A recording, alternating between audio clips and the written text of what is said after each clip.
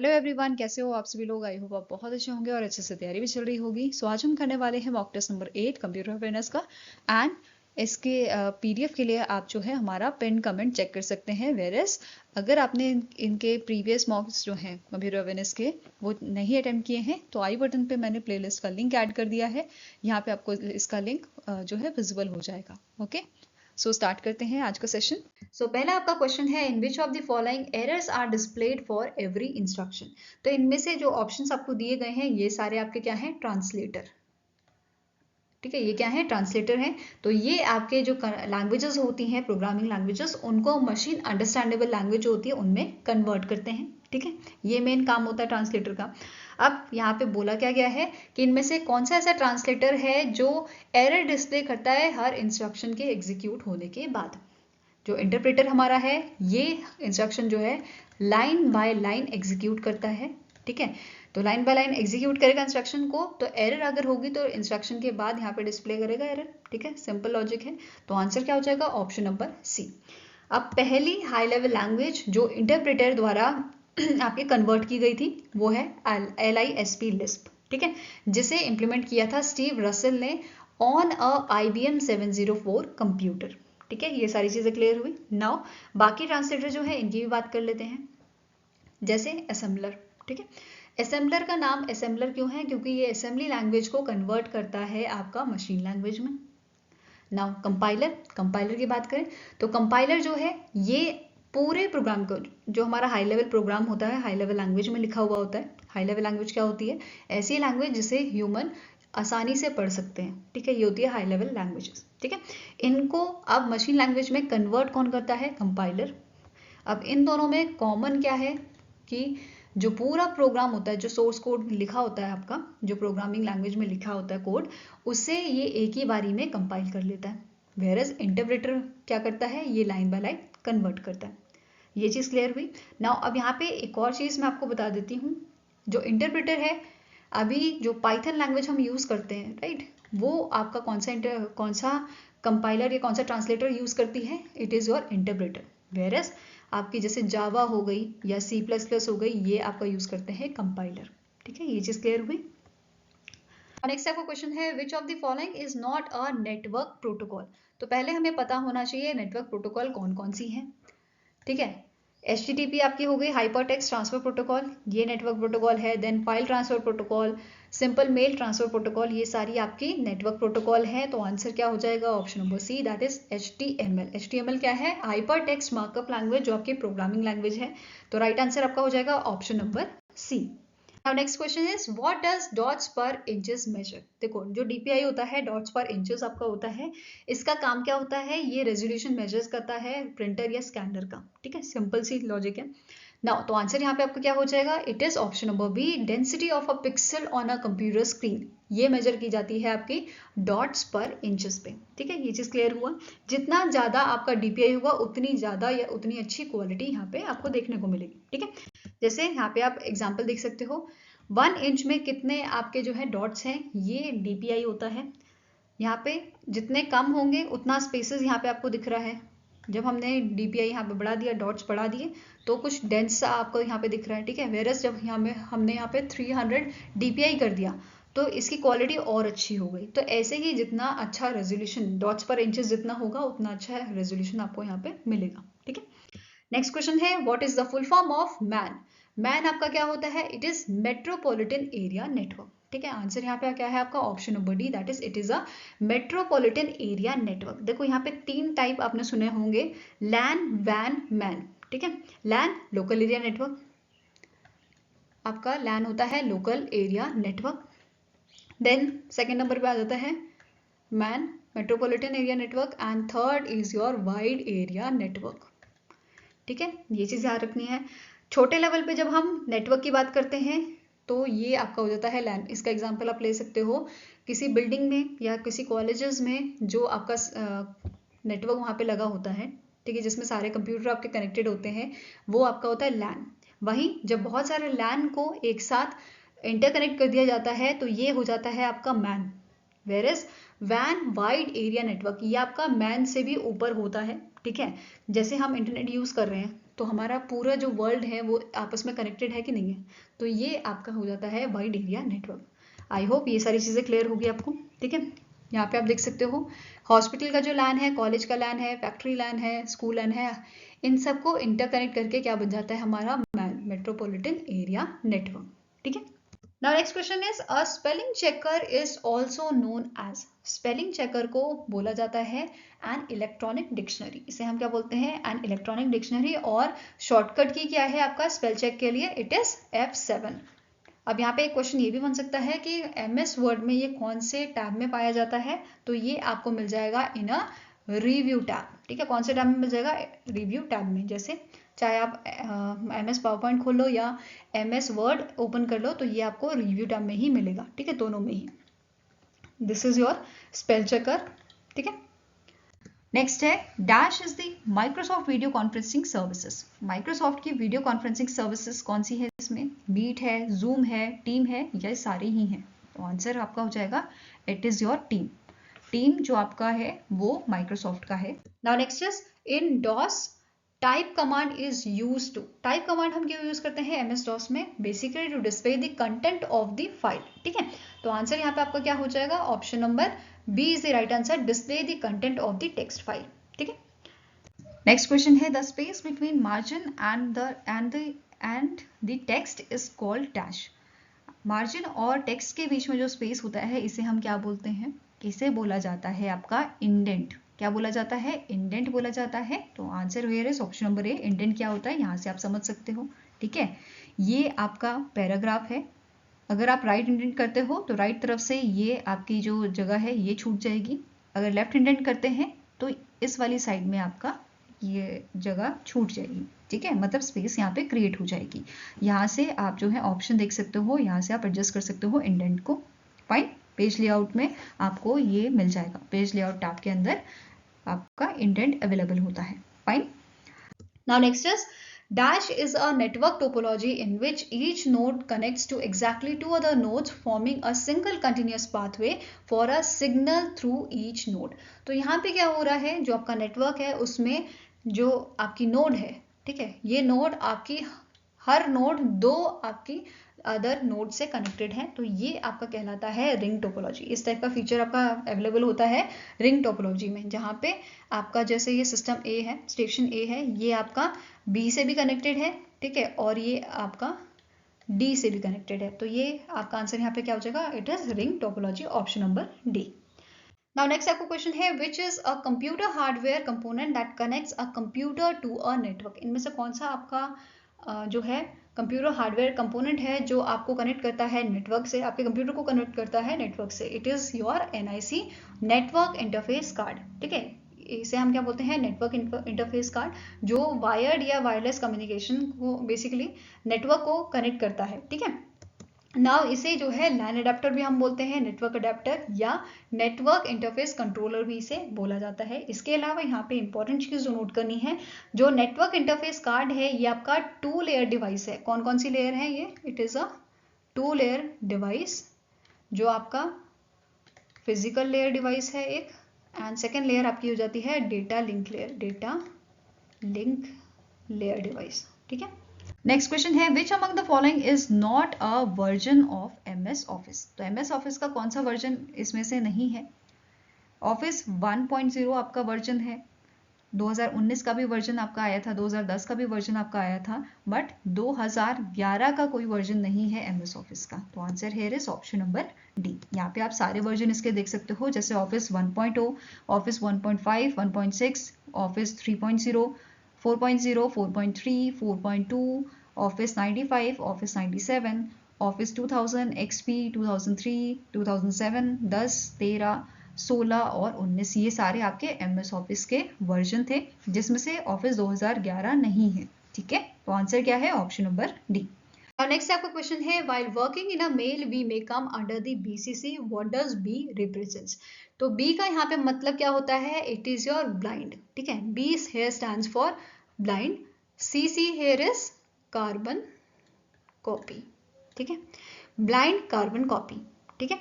अब यहाँ पे हम बात करते हैं कि ये वर्क कैसे करता है। जैसे 2 में मैंने ABC की मेल आईडी रखी है, CC में मैंने बेंचमार्क स्टडी की आईडी रखी है और BCC में मैंने XYZ पर्सन की मेल आईडी रखी है। अब जब मैं ये मेल करूंगी, ठीक है, इस मेल में देखो 2 वाले पर्सन को ये मेल जाएगी, साथ में CC वाले को जाएगी एंड BCC वाले को भी जाएगी। बट ट्विस्ट यहाँ पे क्या है, जो 2 में पर्सन है इसको ये नहीं पता चलेगा कि BCC मतलब XYZ पर्सन को भी ये मेल गई है, इसको इसकी भनक भी नहीं लगेगी और सीक्रेटली ये मेल XYZ को भी चले जाएगी। CC के बारे में इसे पता रहेगा क्योंकि CC की जो भी डिटेल होगी वो 2 को विजिबल होती है, ठीक है। तो ये चीज क्लियर हुई। जब भी हमें कोई सीक्रेटली मैसेज भेजना है किसी को तो हम उसको BCC में रख देते हैं, ठीक है। तो answer here is option number C, that is blind. Next is what is extension of a MS word file. MS word file का एक्सटेंशन आपका होता है .doc या .docx, ठीक है, docx। तो ये दोनों ही आपके जो है MS वर्ड फाइल के एक्सटेंशन होते हैं। क्लियर है। PPT का .ppt आपका होता है प्रेजेंटेशन का, .txt होता है नोटपैड का और .xlx जो है ये होता है एक्सेल फाइल का, ठीक है। नेक्स्ट क्वेश्चन है what is the blank space outside the printing era on the page. आप सभी ने देखा होगा जो आप जब भी आप प्रिंट आउट करते हो तो एक लिमिटेड, जैसे ये पेज है आपका, इस पेज में बस एक लिमिटेड पोजीशन तक, एक लिमिटेड जगह तक ही आपकी प्रिंटिंग होती है। उसके अलावा यहाँ पे ये जो है खाली स्पेस आपको दिखती है, इसे हम बोलते हैं मार्जिन, ठीक है। क्या बोलते हैं हम इसे? मार्जिन। तो answer is option number B, okay. Next question है which among the following app is not an UPI app. तो इनमें से कौन सी ऐप है जिससे आप जो है पेमेंट नहीं करते हो? इनमें से कौन सी आपकी UPI ऐप नहीं है? तो पेटीएम से पैसे आपके सेंड होते हैं, मोबीक्विक से होते हैं, iMobile से होते हैं, बट X से नहीं होते हैं। X आपका सोशल मीडिया प्लेटफॉर्म है, ठीक है। Answer is option number D। Next question है which among the following is not a component of a MS office. MS office का कंपोनेंट कौन सा नहीं है? देखो, आउटलुक आपका MS ऑफिस में होता है, MS एक्सेल होता है, वन नोट होता है, बट MS मीडिया प्लेयर जो है ये आपका कंपोनेंट नहीं है MS ऑफिस का, ठीक है। यहाँ पे देखो माइक्रोसॉफ्ट टीम्स हो गया, Word, Excel, PowerPoint, Outlook, OneNote, OneDrive, ये सारे आपके कंपोनेंट है MS ऑफिस के, ठीक है। नेक्स्ट क्वेश्चन है which among the following is a cloud storage service offered by Microsoft. अब इसमें से क्लाउड स्टोरेज सर्विस की बात हो रही है कि माइक्रोसॉफ्ट की स्टोरेज सर्विस कौन सी है? क्या ड्रॉपबॉक्स है या mCloud है, वन ड्राइव है या स्काइप है? तो आंसर यहाँ पे आपका है it is one drive. Microsoft की वन ड्राइव जो है ये आपकी क्लाउड स्टोरेज सर्विस है जो माइक्रोसॉफ्ट प्रोवाइड करता है आपको। क्लियर है। Now next आपका क्वेश्चन है dash is a special type of memory that works like both RAM and ROM. इनमें से कौन सी आपकी मेमोरी है जो रैम और रोम दोनों की तरह ही वर्क करती है? तो आंसर यहाँ पे आपका हो जाएगा option number C, that is it is known as your flash memory, जो आपका एडवांस वर्जन है इलेक्ट्रिकली इरेजेबल प्रोग्रामेबल रोम का, ठीक है। ये चीज ध्यान में रखनी है आपको। अगर हम फ्लैश मेमोरी के एग्जाम्पल की बात करें तो जैसे पेन ड्राइव हो गया, ठीक है, पेन ड्राइव आपका एग्जांपल हो जाता है फ्लैश मेमोरी का। फिर ऐसे ही SD कार्ड जो हो गया ये आपका एग्जांपल हो जाएगा फ्लैश मेमोरी का, ठीक है। अब यहाँ पे ऐसा क्यों बोला जा रहा है? रैम और रोम दोनों के ही फीचर इसमें होते हैं। जैसे रैम में आप रीड एंड राइट दोनों चीज कर सकते हो, तो इसमें ये भी फंक्शन होता है, साथ में ही ये आपका नॉन वॉलेटाइल होता है रोम की तरह, ठीक है। तो ये दोनों फीचर इसमें है, इसी वजह से हम कह रहे हैं कि इसमें रैम और रोम दोनों के ही फीचर होते हैं फ्लैश मेमोरी में, ठीक है। Now next question है dash is a shortcut key to insert current date in MS Word 2019, ठीक है। अगर आपको वर्ड डॉक्यूमेंट में करंट डेट इनपुट करनी है, इन दैट केस आप शिफ्ट ऑल्ट और डिलीट की हेल्प से इसे कर सकते हो, ठीक है। जो भी करंट डेट होगी तो आप शिफ्ट ऑल्ट और डिलीट इसे याद कर सकते हो शॉर्टकट साइड से, ठीक है। अगर यहीं पे आपको करंट टाइम इंसर्ट करना हो तो आपका शॉर्टकट की क्या हो जाएगा? शिफ्ट ऑल्ट प्लस टी, ठीक है। ऐसे टी की मदद से आप टाइम को इंसर्ट कर सकते हो, वेयर इज डेट को इंसर्ट करने के लिए ऐसे डी हो जाएगा आपका, ठीक है। ये चीज क्लियर हुई आपको। नाउ नेक्स्ट अब क्वेश्चन है dash is a feature supported by many word processor that enables you to surround a picture और a diagram with a text. यहाँ पे क्या बोला जा रहा है? अगर देखो जैसे आपका एक डॉक्यूमेंट है, इस डॉक्यूमेंट में आपने टेक्स्ट लिखा हुआ है, ठीक है, बहुत सारा टेक्स्ट है, आप चाहते हो यहाँ पे एक इमेज भी आ जाए, जैसे आपके टेक्स्ट बुक्स में देखा होगा आपने, NCERT में रहता था, एक कोने में आपकी इमेज रहती थी या मिडिल में इमेज रहती थी और यहाँ साइड साइड में आपका जो है डेटा रहता था। ऐसे ही कभी राइट में होती थी, कभी लेफ्ट में होती थी, साइड में आपका डेटा लिखा होता था। तो ये सेटिंग्स हम जो है इसको बोलते क्या है कि हमारी इमेज बीच में आ रही है और साइड साइड में टेक्स्ट जो है ये आपका दिख रहा है, इसे अब बोला जाता है टेक्स्ट रैप। क्या बोलते हैं हम इसे? Text rap. यहाँ से आपको समझ आ जाएगा, ठीक है। ये इमेज जो है मैंने इससे लगाई है ताकि आपको एक तरह से इसका प्रैक्टिकल टाइप दिख जाए, ठीक है। तो ये आप देख पा रहे हो, मैंने यहाँ पे राइट साइड में एडजस्ट किया है इमेज को, और इसके लेफ्ट साइड में आपको यहाँ पे ये टेक्स्ट दिख रहा है, ठीक है। अगर मैं चाहूँ तो इस इमेज को ड्रैग करके बीच में लगा सकती हूँ, ऐसे लगा दूंगी और इसके साइड साइड में टेक्स्ट आ जाएगा। तो इस फीचर को हम टेक्स्ट रैप बोलते हैं, जो इमेज के साइड में आपका जो टेक्स्ट है उसको एडजस्ट करता है। Now next question है, which type of bus is used to carry information between processor and peripheral devices? ठीक है, देखो तो इनमें से कौन सी आपकी बस है जो बेसिकली इंफॉर्मेशन कैरी करती है प्रोसेसर एंड पेरिफेरल डिवाइसेस के बीच में? तो सबसे पहले आपको पता होना चाहिए इंफॉर्मेशन क्या होता है। इंफॉर्मेशन आपका ऑर्गेनाइज्ड डेटा होता है, ठीक है।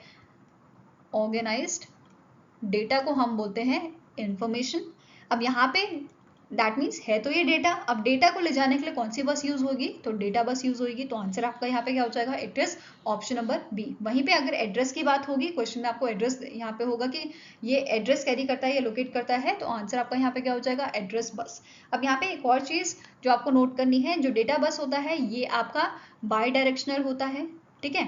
वेयरएज एड्रेस बस जो है ये आपका यूनिडायरेक्शनल होता है। तो ये भी आपको क्वेश्चन में पूछा सकता है।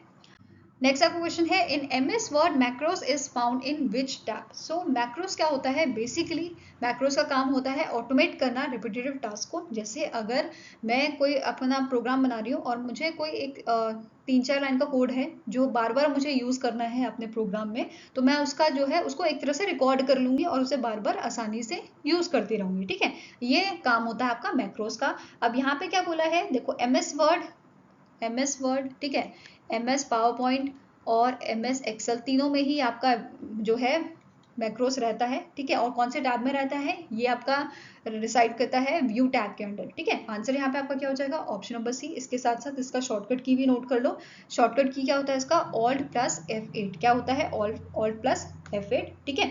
एंड यहाँ पे एक और चीज जो आपको नोट करनी है, ये आपका जो है कौन सी लैंग्वेज में होता है? It is basically in the VBA, visual basic for application, ठीक है। किस में रिकॉर्ड किया जाता है? विजुअल बेसिक फॉर एप्लीकेशन में। अब यहाँ पे आप इस इमेज देख सकते हो, व्यू टैब के अंदर आपको मिल जाएगा आपका मैक्रोस, ठीक है। कहाँ पे है macros? This is your macros, ठीक है। नेक्स्ट क्वेश्चन है, the size of an IP address in IPv6 is? बहुत इजी क्वेश्चन है, आप लोगों ने कमेंट सेक्शन में भी आंसर किया था इसका। तो answer here is option number B, that is 128 bits, ठीक है। नाउ नेक्स्ट आपका क्वेश्चन है, dash is the default size of a PowerPoint slide? तो इनमें से आपका कौन सा डिफॉल्ट साइज है पावर पॉइंट स्लाइड का? तो it is your option number C, that is 16:9, ठीक है।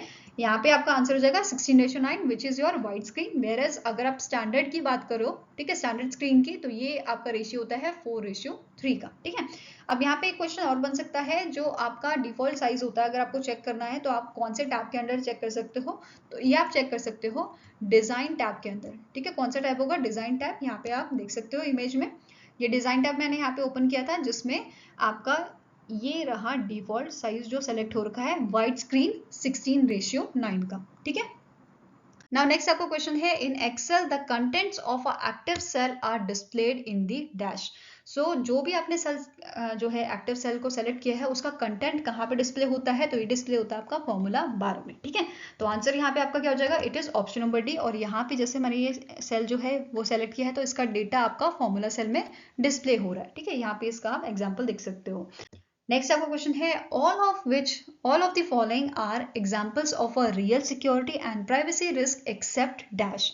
तो इनमें से कौन सा जो है ये आपका real security and privacy risk नहीं है इनमें से? तो आंसर आपका हो जाएगा it is known as your spam, ठीक है।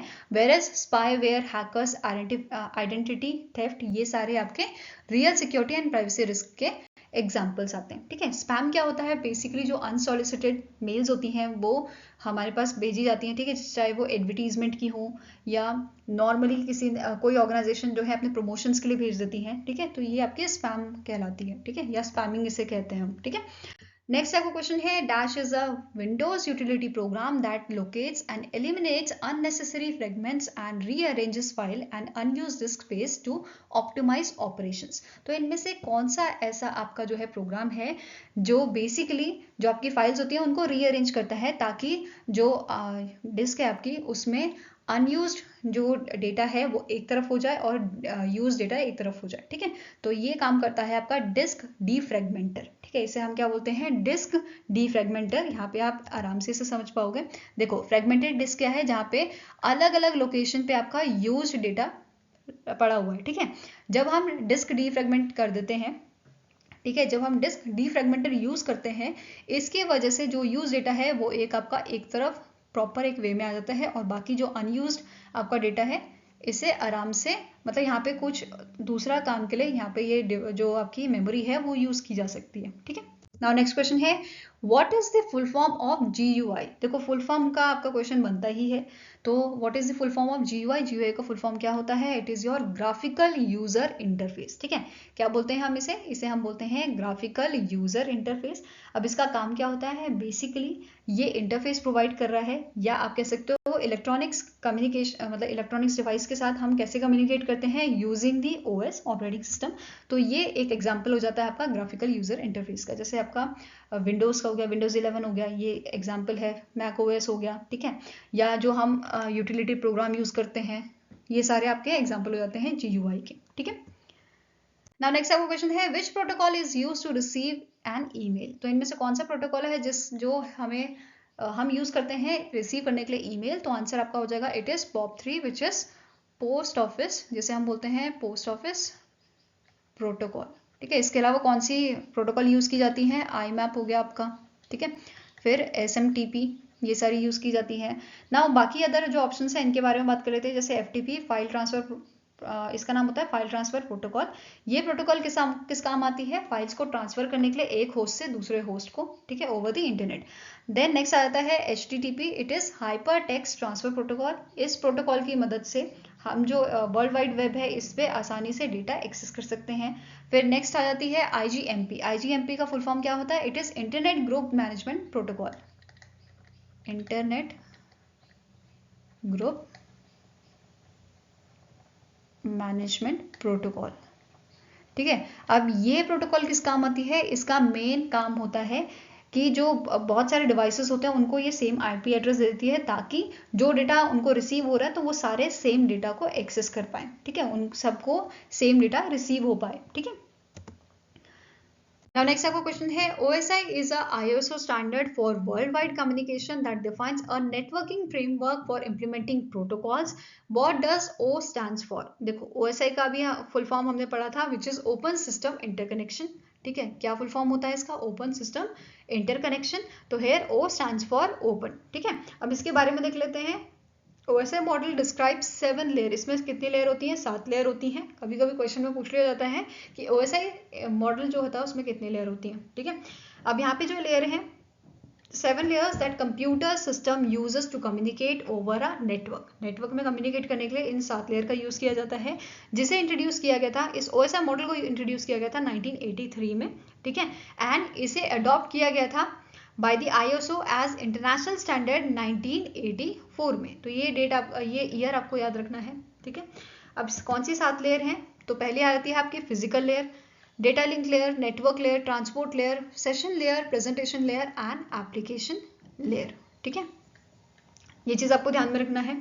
नाउ अब जो आपका OSI मॉडल है, ऐसा ही आपका TCP/IP मॉडल है जिसे हम यूज करते हैं, which is your TCP/IP model. अब इसमें कितनी लेयर होती है, इसमें आपकी टोटल 4 लेयर होते हैं। कौन कौन सी होती है, एप्लीकेशन लेयर होती है, ठीक है, ट्रांसपोर्ट लेयर होती है आपकी, फिर आ जाता है network layer, and last is your physical layer. ठीक है, तो ये 4 लेयर होती हैं। तो इसमें भी आपका क्वेश्चन बन जाता है कि TCP/IP में कौन सी 4 लेयर होती हैं। तो इनके नाम आपको दिए रहते हैं, आपको आइडेंटिफाई करना होता है। ठीक है, आई होप ये सारी चीजें आपको क्लियर होंगी।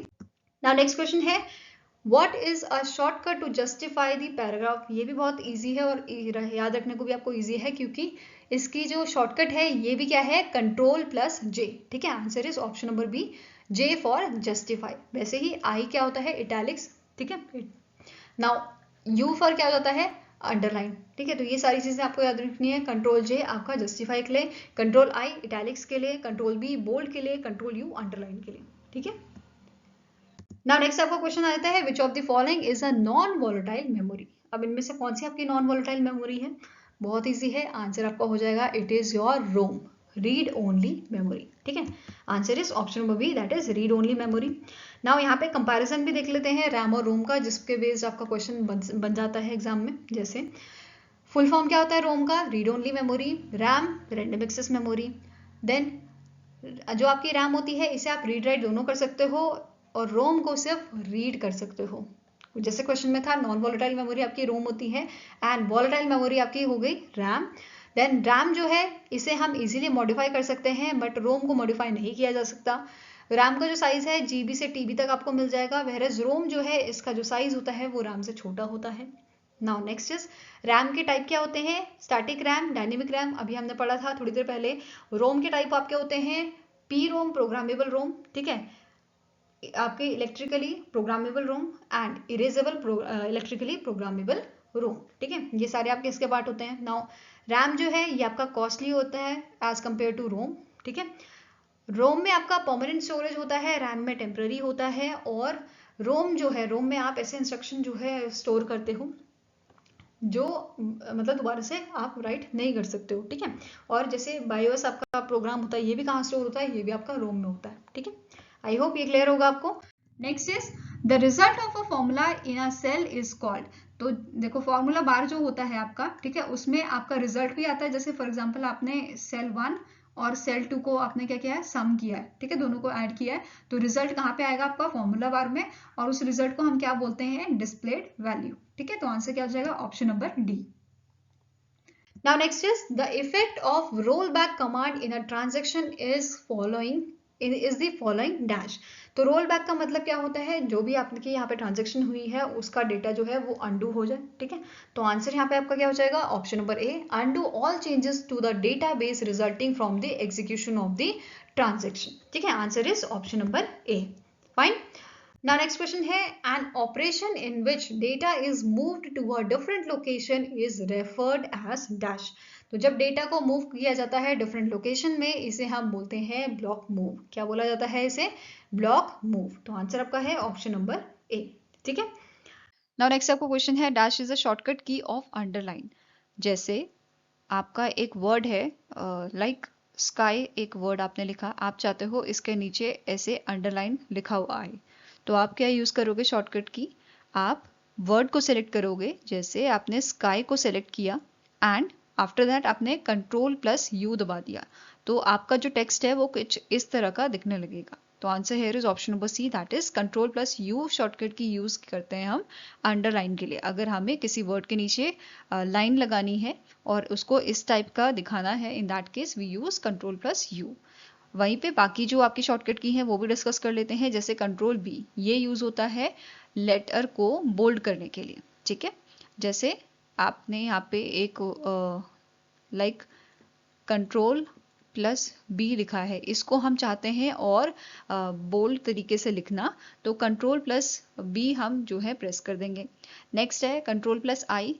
अगर आपको किसी वर्ड को इटैलिक्स में लिखना है, जैसे टेढ़े टेढ़े वर्ड्स लिखे हुए आते हैं कर्सिव टाइप में, टेढ़े से, वो इटैलिक्स होता है, और कंट्रोल प्लस आई यूज होता है आपका इटैलिक्स के लिए। वहीं पे कंट्रोल प्लस वाई की बात करें तो ये हमारा यूज होता है रीडू के लिए। अगर हमें अंडू करना है तो we use control plus Z. ठीक है,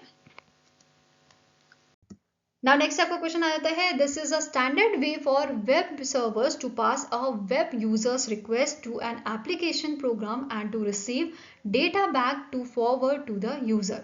तो आंसर यहाँ पे आपका बहुत सिंपल है, it is your common gateway interface. ठीक है, answer is option number B, common gateway interface.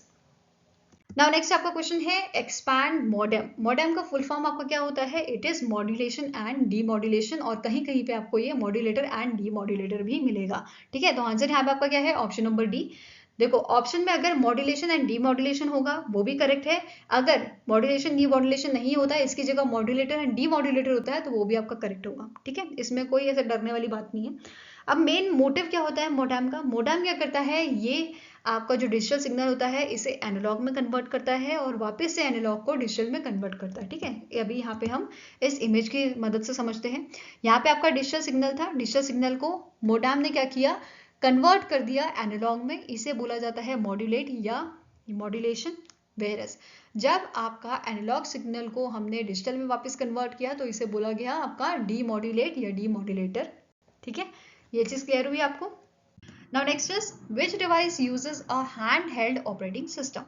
Handheld operating system क्या होता है? Basically ऐसा operating system जो स्टोर किया जाता है या जो इंस्टॉल किया जाता है आपका जहाँ पे कम मेमोरी होती है और प्रोसेसर की स्पीड भी स्लो होती है। ठीक है, लेट्स टेक द एग्जांपल, जो आपके स्मार्टफोन होते हैं ये एग्जांपल हो जाते हैं आपके हैंडहेल्ड ऑपरेटिंग सिस्टम का।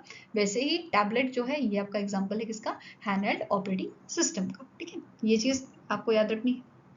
नेक्स्ट क्वेश्चन है WAN स्टैंड्स फॉर। WAN का फुल फॉर्म होता है वाइड एरिया नेटवर्क। ठीक है, wide area network is the right answer. Answer आपका यहाँ पे है ऑप्शन नंबर बी।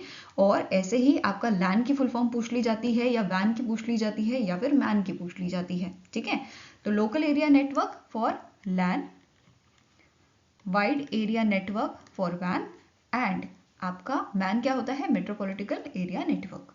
ठीक है, आपका आप इसे समझो वाइड एरिया नेटवर्क क्या है, ये आपके डिफरेंट लोकेशंस को कनेक्ट करता है। जैसे आपकी ऑफिस डिफरेंट लोकेशन पे, आपका घर डिफरेंट लोकेशन पे है, वहीं पे कोई तीसरी सिटी है वो किसी और लोकेशन पे है, तो ये WAN क्या करता है, ये आपस में सबको कनेक्ट करता है। ठीक है, जैसे बहुत सारे ऐसा क्वेश्चन भी बन सकता है कि बहुत सारे LAN को कनेक्ट करने के लिए इनमें से कौन सा आपका जो है नेटवर्क यूज होता है, तो वाइड एरिया नेटवर्क। ठीक है, वाइड एरिया नेटवर्क एक टेक्नोलॉजी है जो कनेक्ट करती है आपके ऑफिस को, डेटा सेंटर को, क्लाउड एप्लीकेशन को, क्लाउड स्टोरेज को एक साथ। एंड इसे वाइड एरिया नेटवर्क क्यों बोलते हैं, क्योंकि ये एक सिंगल बिल्डिंग में होके नहीं रहता है, ये बहुत सारी मतलब बड़ी लोकेशन आप इसे कह सकते हो या बहुत बड़ा एरिया ये कवर करता है, इसलिए इसे वाइड एरिया नेटवर्क बोलते हैं। क्लियर है? Next is which among the following shortcut key is used to remove paragraph formatting from the MS Word in 2013?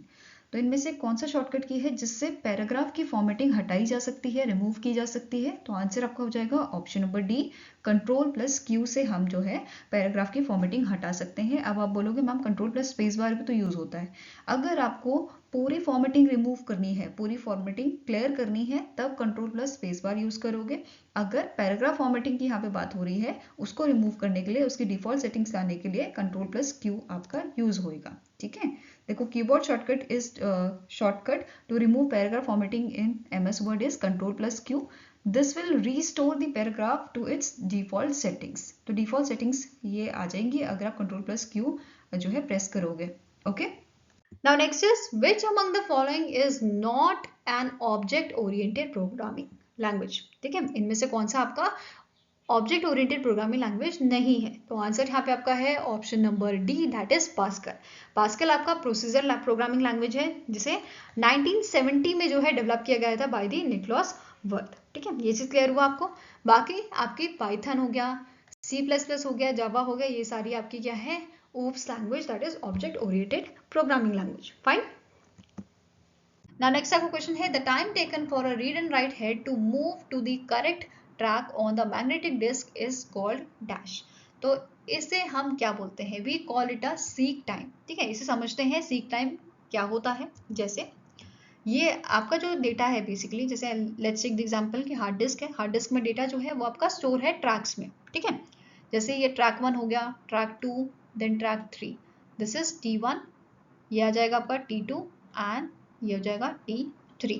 ठीक है, अभी जो मेरा हेड है जो बेसिकली आपका रीड एंड राइट हेड है वो आपका T1 पे पॉइंट कर रहा है। Let's take the example. ठीक है, ये हो गया आपका T1 पे पॉइंट कर रहा है आपका हेड। ठीक है, अब मुझे एक डॉक्यूमेंट चाहिए था जो आपका स्टोर है T3 में। यहाँ पे एक डॉक्यूमेंट है मेरा वर्ड का, ठीक है, जो T3 में स्टोर है। अब जो ये हेड है, रीड एंड राइट हेड, इसको T3 में आने में जितना टाइम लगेगा इसे हम बोलते हैं आपका, it is known as your seek time. क्या बोलते हैं, सीक टाइम। तो वही इसका आंसर है option number C, the time taken for a read and write head to move to the correct track on a magnetic disk is called a seek time. I hope ये आपको clear हुआ है। Now next आपका question है UNIVAC stands for. ये question आपका पहले भी पूछा जा चुका है एग्जाम में, ठीक है। तो इसका आंसर क्या हो जाएगा, it is universal automatic computer, जो आपका फर्स्ट जनरेशन का कंप्यूटर था। It was the first generation computer, जिसे डिजाइन किसने किया था, इसे डिजाइन किया था आपका John Mauchly and J Presper Eckert ने। किस चीज के लिए, for calculating the sales record and for the payrolls, company payrolls, for calculating the company payrolls, ठीक है। ये चीज आपको ध्यान में रखनी है। और इसके अलावा अभी हमने एक और चीज अभी पढ़ी थी regarding the ENIAC, that is कि उसे भी डिजाइन किसने किया था, John Mauchly and J Presper Eckert ने। फाइन। नाउ नेक्स्ट क्वेश्चन है, what is the overall term for creating, editing, formatting, storing, retrieving and printing a text document. किसी document को एडिट करना, क्रिएट करना, फॉर्मेट करना, स्टोर करना, ठीक है, उसे रिवाइव करना, रिट्राइव करना, प्रिंट करना, तो ये सारे काम आपके क्या कहलाते हैं, हम इसे बोलते हैं वर्ड प्रोसेसिंग। क्या बोलते हैं हम इसे, वर्ड प्रोसेसिंग। ये सारे काम वर्ड प्रोसेसिंग में आ जाते हैं आपके। नाउ नेक्स्ट आपका क्वेश्चन है, superscript, subscript and strike through are known as. तो ये सारे ही आपके कहलाते हैं फॉन्ट इफेक्ट्स। क्या बोलते हैं हम इन्हें, फॉन्ट इफेक्ट्स। अब एक एक करके इनके बारे में देख लेते हैं। जैसे सुपरस्क्रिप्ट, सुपरस्क्रिप्ट क्या होता है, जैसे हमें लिखना है 2 की पावर 4, तो जो ये 4 पावर हमने लिखी है इसे बोला जाता है आपका सुपरस्क्रिप्ट, ठीक है। ये हो गया सुपरस्क्रिप्ट। वहीं पे सबस्क्रिप्ट की बात करें, सबस्क्रिप्ट मीन्स जो आपका ये नंबर जैसे है, ये आपका नॉर्मल जो पोजीशन होती है उससे नीचे है, दैट मीन्स ये आपका क्या कहलाएगा, इसे हम बोलते हैं सबस्क्रिप्ट, ठीक है। इसे क्या बोलते हैं, इट इज सुपरस्क्रिप्ट। ये हो गया सबस्क्रिप्ट। और स्ट्राइक थ्रू, ठीक है, स्ट्राइक थ्रू क्या होता है आपका, जैसे मैंने यहाँ पे एक नाम लिखा टॉम, ठीक है। अब इस टॉम को, इस नाम को मैं बीचों बीच अगर ऐसे कट कर देती हूँ तो ये आपका कहलाता है, इस फॉन्ट इफेक्ट को हम बोलते हैं स्ट्राइक थ्रू, ठीक है। ये क्या कहलाता है, स्ट्राइक थ्रू, ठीक है। अब यहाँ पे एक क्वेश्चन और बन सकता है कि जो ये तीनों आपके सबस्क्रिप्ट, आपका सबस्क्रिप्ट हो गया, सुपरस्क्रिप्ट हो गया या स्ट्राइक थ्रू हो गया, ये कौन से टैब में आपके रिसाइड करते हैं, तो it resides under the home tab, ठीक है। कौन से टैब में आ जाता है, it comes under the home tab, ठीक है। इसमें आपका बोल्ड, इटैलिक्स, अंडरलाइन, ये सारे आपके ऑप्शंस यहाँ पे आ जाते हैं, ठीक है। Now next question आ जाता है, all type of banking transactions performed electronically without manually operation is known as dash। तो जितने भी आपके बैंकिंग ट्रांजेक्शन होते हैं इनको हम क्या बोलते हैं, जो इलेक्ट्रॉनिकली परफॉर्म किए जाते हैं इन्हें बोला जाता है e banking. What we call it a e banking, ठीक है। नेक्स्ट आपका क्वेश्चन है, data duplication waste the space but also promotes a more serious problem called. तो डेटा डुप्लीकेशन जो होता है इससे आपको क्या प्रॉब्लम आ सकती है, ठीक है। बेसिकली ये DBMS का आपका क्वेश्चन है। यहाँ पे डेटा डुप्लीकेशन से डेटा इनकंसिस्टेंसी हो सकती है। देखो दो चीजें यहाँ पे होती हैं जो कंफ्यूज करती हैं बच्चों को, एक तो डेटा रिडंडेंसी, एक होता है डेटा इनकंसिस्टेंसी, ठीक है। इनकंसिस्टेंट की बात अगर करें, अगर डेटा जो है डिफरेंट लोकेशन में आपका स्टोर है, सेम डेटा है बट उसका फॉर्मेट डिफरेंट है, ठीक है। जैसे एक में फॉर्मेट आपका है टाइम्स न्यू रोमन्स का, जैसे यहाँ पे मैंने लिख दिया टॉम, ठीक है। वहीं दूसरी जगह में ये स्टोर है आपका कैलिब्री में, ठीक है। सेम कंटेंट है बट डिफरेंट फॉन्ट में है, तो ये आपका डेटा इनकंसिस्टेंसी हो जाएगा, ठीक है। डेटा रिडंडेंसी क्या हो जाता है, जहां पे सेम डेटा सेम फॉर्मेट में होता है तो वो कहलाता है आपका डेटा रिडंडेंसी, ठीक है। जहां पे सेम डेटा सेम फॉर्मेट में आपका डिफरेंट लोकेशन पे स्टोर होता है, ठीक है। नाउ यहाँ पे क्वेश्चन का आंसर क्या है, it is your data inconsistency, ठीक है। डेटा डुप्लीकेशन की वजह से आपका यहाँ पे डेटा इनकंसिस्टेंसी प्रॉब्लम देखने को मिल सकता है, ठीक है।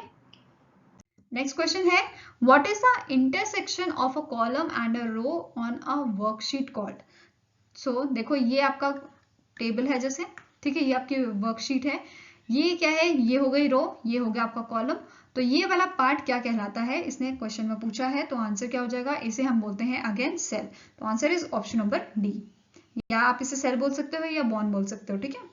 आई होप गाइज आपको ये वीडियो पसंद आया हो, पसंद आए तो लाइक एंड शेयर जरूर कीजिएगा और हमारे साथ जुड़ने के लिए हमारे चैनल को सब्सक्राइब कीजिएगा। अगर आपके कुछ सजेशन है तो आप हमें मेल कर सकते हो benchmarkstudy007@gmail.com पे, या फिर आप हमें जो है कमेंट सेक्शन में भी लिख सकते हैं। सो मिलेंगे ऐसे ही नेक्स्ट वीडियो के साथ। Till then take care, have a nice day and all the best for your preparations.